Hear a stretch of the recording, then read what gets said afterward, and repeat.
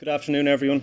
Mine is the final presentation of the day, and I'll use it to bring together some of what the team have said, but also show you the financial impact of what they've said. Stephen has introduced his strategy for the business and the increased delivery targets. Conor has given us some economic data that has created the market to allow us to increase our delivery targets. Wesley has emphasised the strong and well-located land bank that we currently have, but also the very attractive land market that we see in front of us. Peter, Tony and Fergus gave you an overview of the planning, design and construction departments and all the ongoing initiatives that we're introducing to benefit the business in the medium to long term. As I said, I'm going to spend about the next 20 minutes or so giving more detail on the financial impact and in particular the impact on the P&L, balance sheet and our net debt position, and ultimately what this means for return on capital employed. Just to act as a reminder, Stephen has already outlined our significantly increased output targets with 2,650 units between 2022 and 2024, culminating with an output target of 3,000 units in 2024. By that stage, we will have delivered nearly 12,000 units, which is effectively our current land bank. In line with our new business segments, the increased output targets have been split across suburban and urban. Approximately 3,000 units, or 30% of our units, will come from urban apartment schemes in the next 5 years, and given this significance, it's appropriate that a dedicated segment has been established, particularly when each of the segments now have quite an independent financial criteria. Let's start with the suburban segment, given that this has been our main focus since IPO. Our portfolio reflects the more affordable and deepest segment of the market due to average wage rates and our central bank's macroprudential rules. Our decision to focus on this segment has been supported by the market data and justified through our growth and surpassing our delivery targets in both full years of operations. As you can see on the right-hand side, 90% of our current suburban land bank is focused on the sub 325,000 market. Given the spread across the various price points, it makes sense that our average ASP is 270,000 on a spot basis.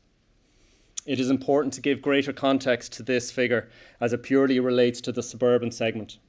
The urban portfolio, which will carry a much higher ASP given location and product type, and they need to be viewed together when assessing the overall revenue profile in the coming years.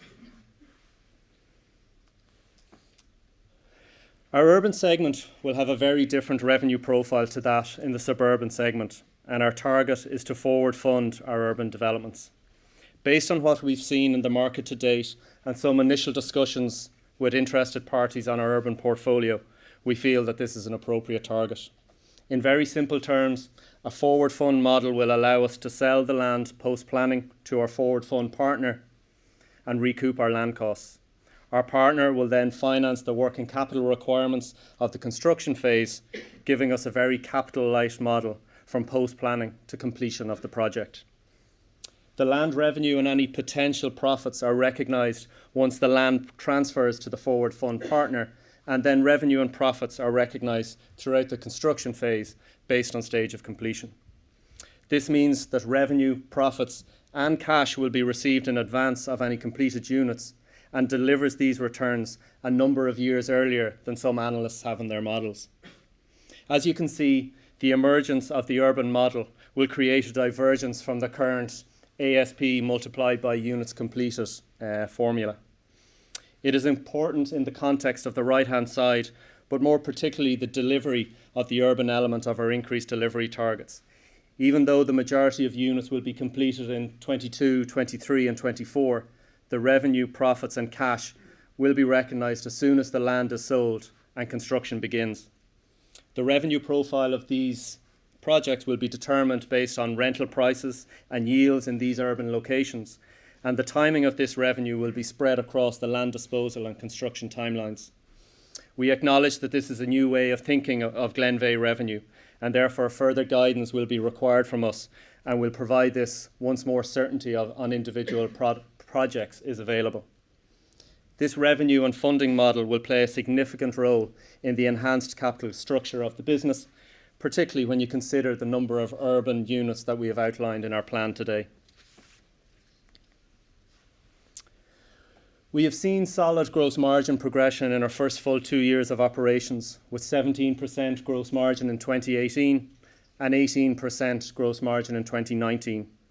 Our current spot gross margin across our entire portfolio is 18%, with no HPI and no CPI. We have strong visibility on continued margin progression over the coming years, but probably not at the original pace that was set out at IPO, 20% in 2020. It's worth noting, though, that this target was set in an environment of 5 to 7% HPI in the new market, in the new homes market, with double-digit growth in the overall market. Is 20% gross margin still achievable? Absolutely, but it will just take us a little bit longer than it was originally envisaged. We are confident of this continued margin progression due to three main factors: the attractive land that we can purchase in these locations, our ability to achieve better HPI than is in the market, and our ability to better control CPI. The first of the main factors, and you can see it on the right-hand side, and as Wesley outlined, is that the land market is very favourable and allows us to continually challenge our acquisition hurdles. For the first 14 months post-IPO, we acquired the majority of our current land with a minimum spot gross margin of 17%, but in reality, the average acquisition was around 18%. From 2019 onwards, we pushed the hurdle to 20%, and we've been acquiring land at this rate since, and we envisage that we can continue to buy our land at this minimum spot gross margin hurdle into the future. We will see a natural margin progression by simply introducing this newly acquired land into our active construction portfolio. The second main factor for continued margin progression is HPI and the initiatives that we're introducing to maintain and improve HPI. We saw 2.75% HPI across our portfolio between our autumn selling season 2019 and our autumn selling season 2018. Given current wage inflation and our continued focus on the more affordable end of the market, we would expect a similar trend to continue in the future, even with the current restrictive macro-prudential rules. As the business matures, we have started to look at HPI from different perspectives, and one of the new metrics that we're looking at is HPI per square foot. Peter has touched on how our design improvements and maximising the utilisation of our land can influence this. This slide provides an example from an existing housing scheme and how we are able to influence the densities and efficiencies and create greater revenue for that particular phase. We achieved 16 additional units. We had a 20% gain on the units per hectare. We were able to reduce the total square footage by 6% without impacting the attractiveness or the saleability of the home. And most importantly for me, we had a 12% gain in terms of the revenue in that phase. The third and final element of our gross margin progression is our ability to control CPI and the initiatives that can influence this. As we've hopefully demonstrated today, we continue to be innovative in how we look at our planning, design and construction methodologies, and our investment to date in these areas will see future margin progression. The full benefits from our planning design improvements will be seen in 2021 and 2022, because the initiatives that Peter and his team are working on now will only see the true benefit from those when they're active construction sites in those years. We have already started to see the benefits from our timber frame supply agreements through lower prices and guaranteed supply. You heard from John Keenan of KTF, one of our key timber frame suppliers, and I think the strength of that partnership is already quite visible. Later this year, we will open our disused quarry facility, which we purchased in 2018, to take inert material from our construction sites. The disposal of inert material has seen significant price increases in the last 2 years, and this facility allows us to better control those costs. You have seen the benefits that technology can bring to the construction department, and the video with drone footage, our tag time and attendance system, and our Aconex system being to the fore. But the rollout of technology is not simply focused on the construction department. We went live on a new procurement, commercial and financial reporting system in Q4 2019, with further technology being rolled out in 2020 in our sales and HR departments. The true benefit from this investment in technology will only really be seen when we're at scale and delivering 3,000 units per year. To give you a sense of where CPI is at the moment, overall we have seen 2 to 2.5% CPI from our current tendering, with inflation really coming on the labour side. Materials have been relatively flat for the last 12 months due to the good work that our procurement department, but given the low unemployment numbers, we have seen some increases in labour, both direct and from subcontractors. Recently, we have seen new wage rates introduced in our sector, with a further 3% increase to come in October of this year. These increases are already in our forecasts, but they point towards the greater need for off-site construction and to try and reduce the hours on site and our reliance on certain trades. Our investment in the business is not only in technology, but possibly more importantly, it's in our people as well. We continue to invest in the business with the medium to long-term goals in mind, and this is applicable to our investment in our skilled team that we have. We have built a business of over 330 people, but most importantly, 220 of those are on our sites with related cost sitting and gross margin. A further 80 people whose costs sit and overhead are construction focused and include health and safety, planning and design, quantity surveyors and our central procurement department. Overall, 90% of our employees are construction focused, regardless of where their costs sit. The recruitment of this skilled team has allowed us to ramp up at the current rate and gives us the confidence to continue to grow on this growth trajectory. Glenveagh has already established itself as a very attractive employer, not only in the Irish construction sector, but also in the overall employment market. We made a conscious decision early post-IPO that to grow the business quickly and effectively, we needed to build the team and the systems early. We knew that if we didn't put the infrastructure and systems in place when we were operating on 15 to 20 sites, we didn't have any chance to implement these when we were on 40 plus sites.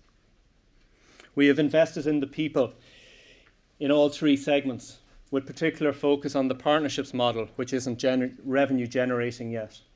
As you've seen from Peter, we have invested heavily in the planning, design and manufacturing capabilities of the group. We have established a best-in-class health and safety department, and we continue to invest in that. We continue to invest in our new site openings to facilitate the ramp-up and the increased delivery targets that we set out today. We have invested in our sales team to build ourselves as a trusted brand in the market that is customer-focused now and will continue to be into the future. We've invested in a strong PLC and corporate team to ensure strong corporate governance, which John has already mentioned, and reporting frameworks during the significant ramp-up stage. With this investment already in place, our ongoing recruitment and spend is now site-specific, and therefore our overhead as a percentage of revenue will increase significantly in the coming years, with a target of less than 4.5% over the medium term. We'll now spend a couple of slides working through the balance sheet and how we plan to enhance the capital profile of the business. As Wesley has demonstrated, we now have a strong land bank focused on the starter home market. It's this strong land bank that has given us a very solid base to work from. But we need to continue to invest in our land bank to ensure that we have a balanced land bank in terms of geographies, site size and product mix for the medium to long term. It is important to us that even with this continued investment in land, the refinement and evolution of our land bank will generate significant cash, with over €100 million coming back to the business by the end of 2021. Notably, our assumptions on the evolution of our land bank does not include any investment in strategic, structured or partnership land deals. As Wesley has outlined, these are key to the business strategy going forward, and their reduced capital requirement will have a material impact on the capital profile of our business. The majority of our multi-year sites delivering units for the next 4 to 5 years are already in place with the initial setup already done. The sites to acquire over the coming years will be focused towards smaller, incremental sites, and in fairness, you have seen us do this over the last 6 to 9 months. Our continued investment ensures that we have the correct and balanced land bank across geographies, site size and product mix, but is also evident through the new sites on our path to opening 41 by 2024.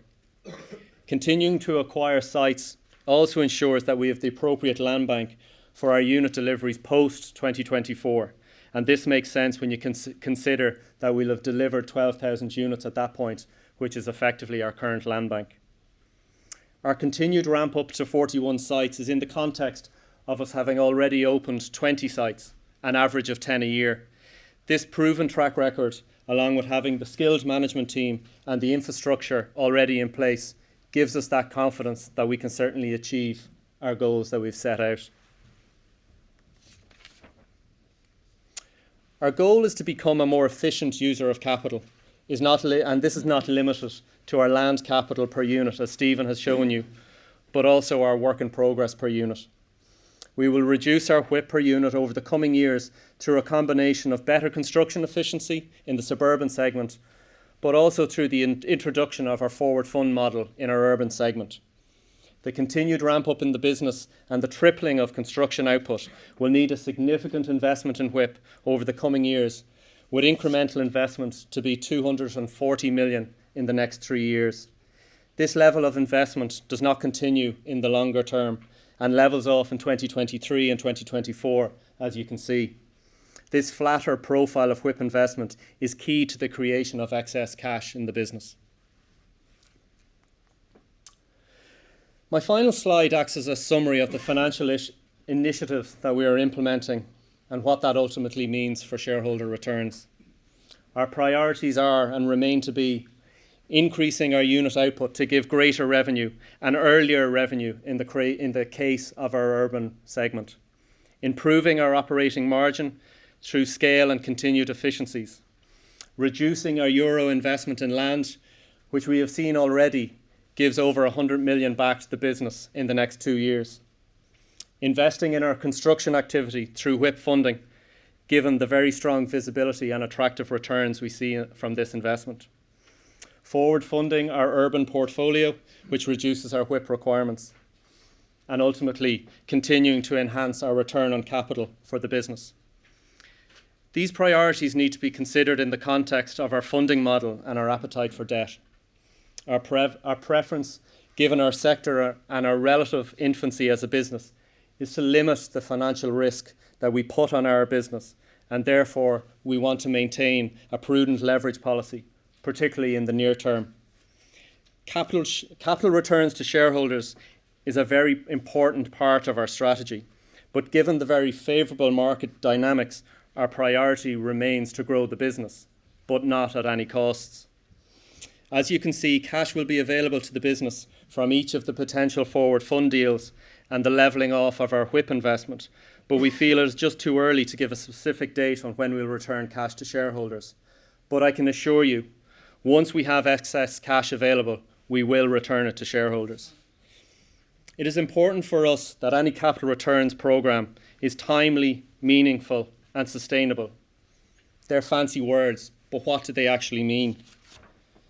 We don't want a significant time lag between announcing and returning cash to shareholders. The quantum should be material and meaningful and have a significant impact with shareholders. Any capital returns policy and programme should be long-term in nature, with strong visibility on future and subsequent returns. Our goal remains to create a long-term and capital-efficient business that will be the leading home builder in Ireland. We believe that focusing on these priorities, having the discipline to maintain an appropriate funding model, and demonstrating a sustainable capital returns programme will give us that business. Thank you very much. We're going to do a Q&A panel now, but if there's any specific questions in relation to my slides, I'm happy to take them now before we go into the panel session.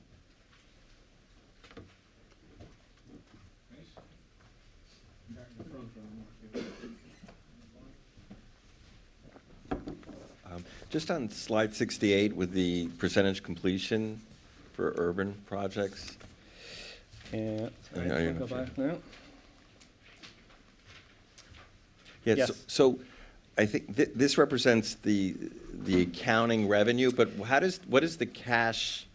You make reference to receiving cash, Yeah. but aside from the land revenue, which I assume is Sure. cash, how does the cash receipt work? Yeah, so the way we've looked at it, and obviously this is from initial discussions we've had, we'll sell the land up front, title will pass to the forward fund partner, and as you said, cash and revenue will be recognised on a clean land sale. We'll then effectively enter into a development agreement with the forward fund partner. We'll construct on their behalf. There'll be timely, probably monthly independent surveys done on our work, and effectively we will get paid for that continued work. So the cash revenue and profits are effectively recognised throughout the construction phase. So going back to one of my comments, it's probably incumbent on us to look at it on a project by project basis and give you guys further guidance when we're very close to either signing or starting a construction phase, to say to you, it's a 36-month build, therefore you're going to recognise your revenue and profits realistically evenly over that 36 months. So, reflecting the completed units in the dark blue on the right-hand side, you're seeing the divergence between when the completed units happen and actually the revenue and profits. So revenue and profits will come in advance of completed units. But just so I'm clear, revenue and profits, I get that. But what about the cash? Yeah, we'll get paid. We'll get paid for the work throughout the construction including phase. Profits. Yes. Okay, because typically in percentage completion, So the actual cash is pushed out further. No, we'll get paid for the work we do. We'll be like a main contractor. Once it's certified, we'll get paid for it. Okay. Go this way, make it easy.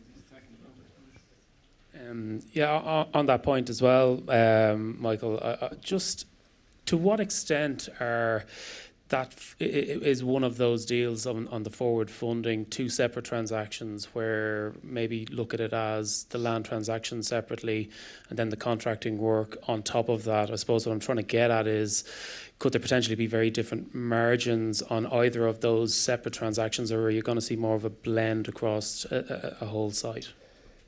No, I think you'll see a blend, and that's probably, it's up to us in terms of negotiation. Obviously, I'm stating the obvious, but the land and the end building will go to the same party, so it'll all form part of the negotiation. So it's probably incumbent on us to make sure that the overall margin that we see on the development is reflective in both the land sale and the development sale. I suppose it's not in our interest to create any lumpiness in terms of extreme examples, but a 25% margin on the land and a 10% margin on the construction phase. So, again, going back to the point in terms of project by project, it'll require us to communicate to the overall market in terms of what individual deals look like. But I don't think you're not going to see any large difference between the land and the construction element. Thank you, Michael. Colin Lauder and Goodbody. I suppose a follow-on question to my two colleagues there, thinking about sort of the timeline of the cash flows from both the forward fund and the forward purchase agreements, and then overlaying that with the split across the portfolio. So we've looked at, say, the last 12 months. You've seen schemes both in suburban apartment design, which were more focused, perhaps first-time buyer, or not first-time buyers, but owner-occupiers when they were designed, like Herbert Hill, and then the more individual housing units with Semple Woods and Taylor Hill, which were again designed from a perspective of an owner-occupier ending up with an institutional investor. How much optionality do you build into those sort of conversations when you're thinking about a design stage? So when we look at more on the suburban apartment style schemes, and we look at the split, and maybe this is one for Peter later on in terms of the design split, and I noticed you have comments about the standardization of design. But how early does the conversation happen when you're thinking, well, that scheme, we prefer to focus more on a PRS side, therefore we'd look at the design route there, or do you want to keep those options open in case there is perhaps a softening in PRS? Yeah, and I think you've touched on the point earlier, in the likes of what we've done to date in Herbert Hill. That was originally designed as a build-to-sell development. PRS moved into, moved significantly during the construction phase, and it ultimately became a PRS deal. I think with the creation of the urban segment, and we have moved certain assets from what would have been the old homes model or the old home sector into the urban. The aim for the urban segment is to forward fund and bring in that funding partner on all of that. So I think it's certainly part of our thought process as we're looking at planning to think, and let's be honest, we know a lot of what the PRS buyers are looking for. So part of the planning discussion and the design is around what the PRS guys are looking for. So I suppose we now have the advantage of knowing that the PRS market is there in terms of planning. It's probably not something we had in the past because the PRS market hadn't progressed. So, probably to answer your point, your question more directly, we can start making those decisions pre-planning in terms of what a PRS buyer is going to want. Okay, thanks, Michael. Yeah, I just wanted to follow up on this particular point. If I was one of the guys that was interested in forward funding this with you, is the reason why I'd be doing that just for certainty of supply? In other words, the market is so tight out in Dublin, I assume, for most of these at the moment. So it's so tight that that is why I'd be doing it, to ensure I get certainty of delivery. Yeah. To answer your question, it is. And Conor and Stephen both touched on it. The number of PRS buyers that are coming into the Dublin market, significantly outstrips the supply and more importantly, the number of people or the number of companies that can actually deliver that product. So absolutely, it's working to our advantage that they're so keen to get into the Dublin market that they're willing to do these forward fund deals. We've seen the compression of yields over the last 12 to 18 months. That again, demonstrates the level of interest that there is in the PRS Dublin market. So, as Conor said, it's certainly an asset class and a delivery platform that's here to stay. And we like to think we've demonstrated our adaptability to that change in the market by creating this urban segment, which will be solely focused on that institutional buyer. Can I just follow up? In terms of the 40 sites you might be working on in, I think it's 2023, I think it was, how many sites will be operating on this kind of model, do you expect? So I suppose over that 5-year delivery period, there's 3,000 units or 30% of the deliveries in that urban model. Our aim, as we stand here today, is to try and forward fund all of that urban segment. So that 30% we will try and forward fund. So it can be a significant part of the business, and going back to one of my points in terms of enhancing that capital return, it's going to play a significant part of that. But as I said, it's certainly our aim to try and forward fund as much of that urban development or urban segment as possible. Thank you. Just one point we would make about it, because it's not just about the capital and getting the capital to work that's important for the institutional investors. It's also the quality and the capability of being able to deliver the product. So a lot of institutions want to get their money working fast, but the problem for them is, who do they team up with? You're living in a market that has no competition. So the key for them is actually, can I partner up with someone that can actually deliver exactly what I want? And just an experience to talk about Herbert Hill, and the one thing that stuck out about us was, yes, location was critical, but also the build, the programme, the collateral warranties, the blue chip backing it all came to the fore. What we could offer, what others can't, guarantees from the PLC. If you're a small developer and I use this perfect example, let's say you're building out of an SPV and the balance sheet of that SPV is €300. What have you to chase? If you're an institutional investor, how do you go to your investment committee and make the case, I'm partnering up with the right people to deliver the right product, but I've only got €300 to chase here? That's an example of the difference of what we're offering versus what the rest of the market can offer. And there's very few that can do that. Sorry, I just said I'd follow up because I just wanted to... You started over there and yes, you ended up over here.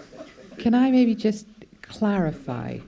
This revenue example here Yes. is for forward funding. When we're talking an institutional buyer, though, on the Suburban, are you talking about that you think you can get forward funding on the Suburban? or are you talking that you're going to do forward sales? Because they're two very different profiles Yes. in terms of the capital I and think cash flow. on the suburban side, and you've seen it to date with the IRES deal, they're more akin to a forward purchase. Particularly in the scale and the size that institutions are buying. We did 118 units with IRES. We're building that phase anyway. So in terms of working capital, it's not that intensive. So we're happy to take on the suburban element. I think if you were to do a wider deal in terms of the suburban segment and in terms of a 300, 400, 500 unit deal, I think that's when you'd start looking at phase payments. But at the moment, the institutions are looking at that 100 to 150, and that's certainly something that's just on a forward purchase basis, so doesn't fit into that model. I have a few more questions, but they're actually directed to Peter and Fergus. Should I wait or should I? Oh, yeah. They'll all be up on stage in 2 minutes.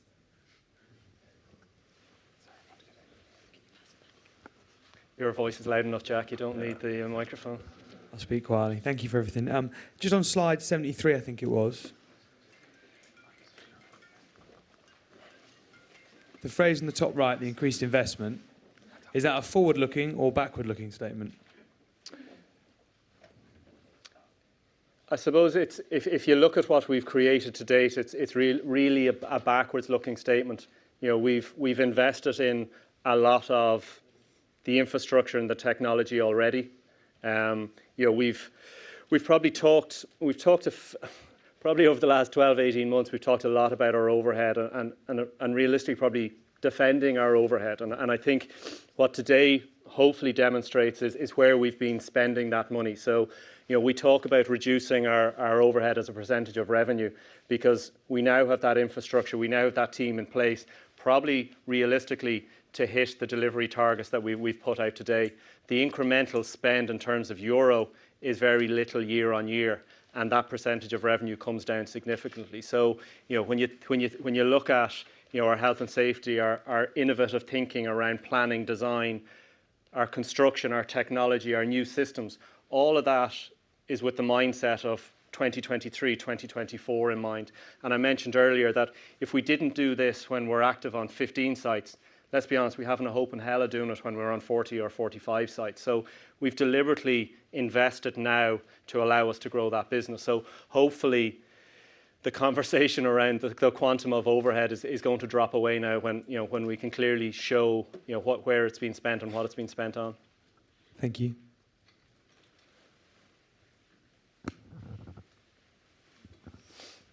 Anybody else? Yeah. Back down in front then. The mic a little bit.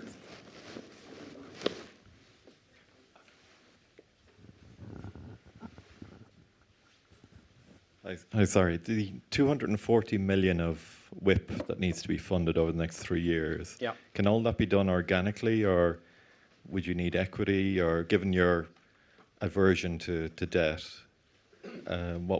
how do you intend to fund that? I know forward sales will be a big part of that. Yeah, and then I wouldn't say we have an aversion to debt. I suppose we just have given the sector, given the history, particularly in Ireland of the sector, we've just come at it with a prudent view of the level of debt that we want to carry at any point in time. But we certainly don't need to go back to the markets and raise more equity. That WIP investment will be funded through a combination of our debt facility. So we've a 250 million debt facility with AIB, Barclays, and HSBC. So, as you point out, some of that is going to be forward funded. So, a combination of the cash generated from the business and a sensible use of our debt will finance that investment in WIP.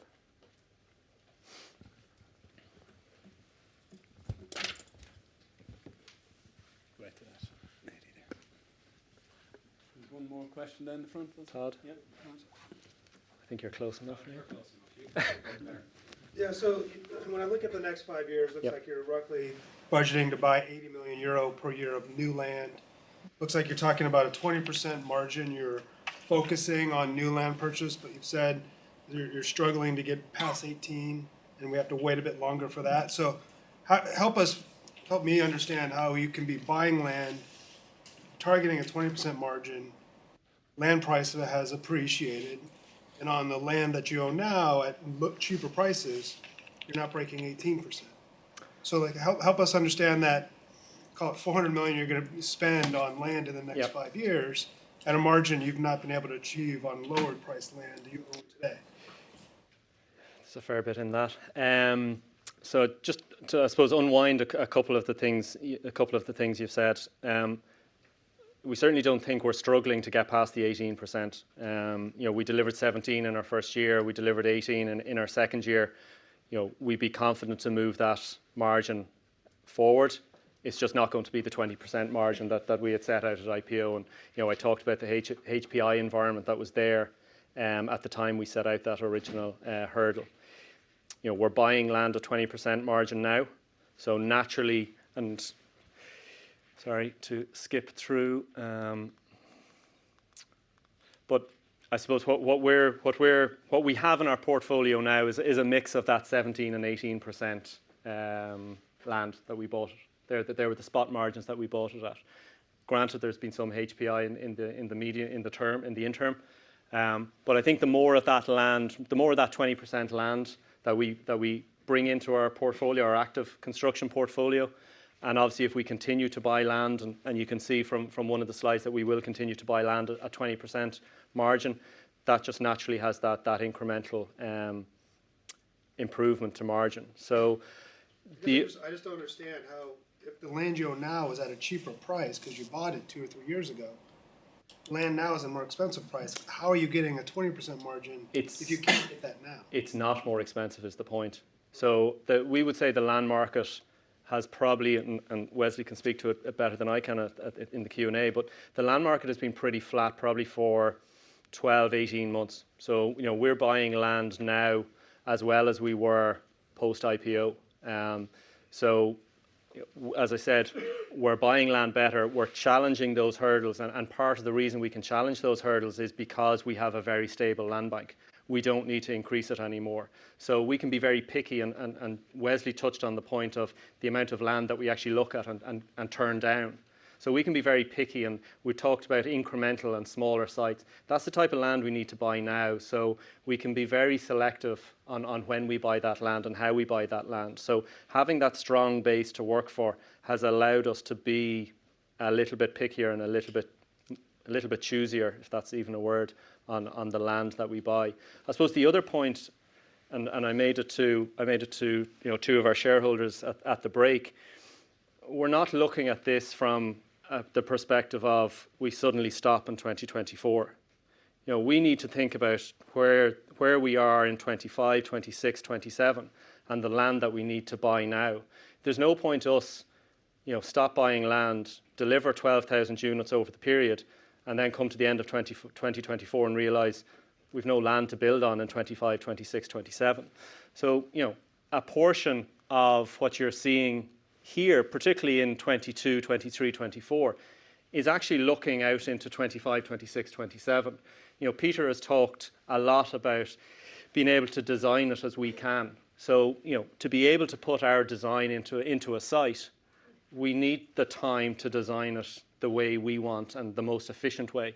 If we buy land in 2024 that's going to deliver in 2025, chances are it already has planning. It doesn't have the planning that we want. It's not our product type. So you end up building 4-bedroom houses that isn't our market. So we need to continue to invest in land. But I think the important piece here is, yes, we're continuing to invest in land for the longer term, and our units might stay at 13, 14,000. But that euro investment is coming down significantly. Like reducing our land bank or reducing our euro investment by 100 million in the next 2 years is a significant reduction. And you can see that reduction continues. And part of that is, going back to my original point, part of that is recycling the land that we had at IPO, recycling that out and replacing it with cheaper land. Recycling out sites that were 100,000 a unit at IPO, we're now buying land at 40,000 a unit. So that evolution of the land bank just naturally creates that cash and brings it back in. So yes, we're continuing to invest in land, but we're not net spenders on land. We're bringing cash back into the business at the same time as buying land with the long term in mind. What HPI assumptions are you making when you buy land? No HPI assumption. So we build it and sell it today. So no HPI, no CPI. So when we talk about spot, it's genuinely spot. No HPI, no CPI. So that 20%, build it and sell it today. How do we think about this land spend trajectory in the context of a 5-year land bank that you're targeting? Like, is the 5-year target going to be reached in 2023 or 2028? Like, how do we think about that? I suppose firstly, just to make the point that this is, and you know, Wesley had it in his category 1, category 2. This is probably the most conservative that we can be in terms of how we continue to buy our land. If we can bring in strategic and structured land, but particularly if we can bring in partnerships land, that will allow us to actually decrease these numbers or decrease the investment further. So yes, it's, you know, we're talking about a 4.5 to 5 year land bank now, which is effectively, you know, as I said, 13 to 14,000 units. But if the partnerships business came in and we were able to get, you know, 400 or 500 units out of that with a clear line of sight, because these schemes or these developments are going to be, you know, 4, 5, 6 years in length. So that gives you good visibility and good certainty around outputs. So if we had that in the model, you could certainly run the land bank down to circa maybe 10, 11,000. So not wanting to avoid your question, I'm just saying there's a lot of evolution in terms of strategic and structured land to happen. Let's just take it in parts. I'm just trying to understand by 2024, is this assuming you can be 5 years by 2024?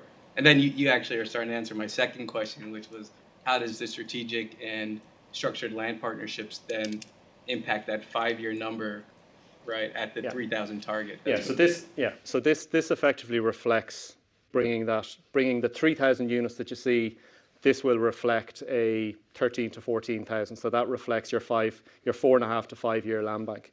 Your second question, and I probably answered it already, but you know, absolutely, if we can be more creative and innovative in how we buy land, there's risk to the upside here. Sorry, the election was coming up. How does that change your thinking if there was a Fianna Fáil Sinn Féin coalition?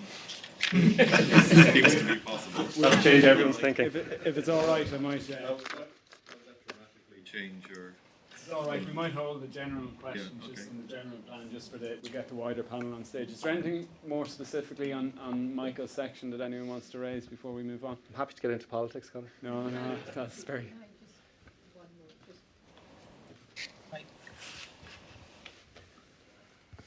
Sorry, just finishing up on margins. Homes, living margins, we used to talk about slightly different margins. And I'm conscious with this greater focus coming through in terms of forward funding, should we assume those forward funding completions are done at a marginally lower margin than what would be the suburban, I guess, if you now phrase it that way? Not necessarily. I suppose we would have talked previous around the 3 segments, and homes at the time having the highest gross margin, then the step down in terms of living, and then the step down to partnerships again.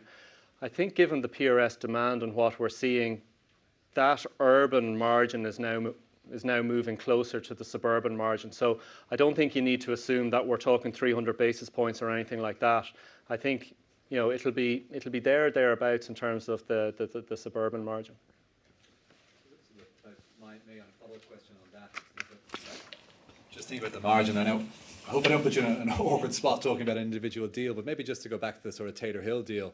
I know Knight Frank yesterday announced their prices for your next few phases, so between 270 and 350 for a house, and then obviously looking at, say, the IRES deal, which is about 320, 325, including VAT.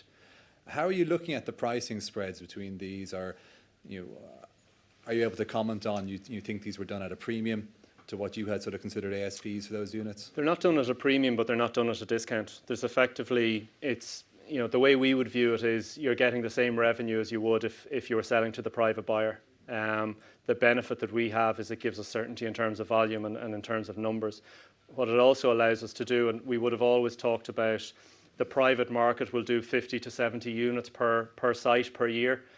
What the PRS market does allow us to do is actually ramp up that site slightly. So the 2 sites that you mentioned, you know, we would have done circa 100 units in each of those sites. We're still maintaining that 50 to 70 on the private market, but that PRS is giving us, better return on capital because we can run the site quicker. So it's not really, it's not really a revenue play. It's a return on capital allowing us to run the sites a little bit quicker play.